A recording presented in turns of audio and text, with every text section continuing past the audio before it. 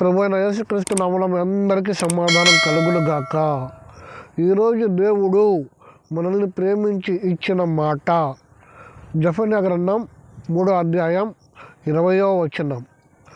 దేవుడు ఏ ప్రజల ఎదుట అంటే భూమి మీదనున్న ప్రజలందరినీ కన్నా మీకు పేరును ఖ్యాతిని దేవుడు ఇస్తా అన్నాడు.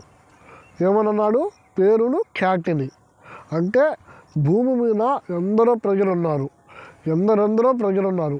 ఆ ప్రజలందరి ఎదుట నీకు పేరు ఖ్యాతి కావాలి అంటే, నువ్వు నలుగురిలో విభిన్నంగా ఉండాలి అంటే, దేవుని యొక్క గొప్పతనాన్ని, దేవుని యొక్క మేలును గట్టిగా పట్టుకో.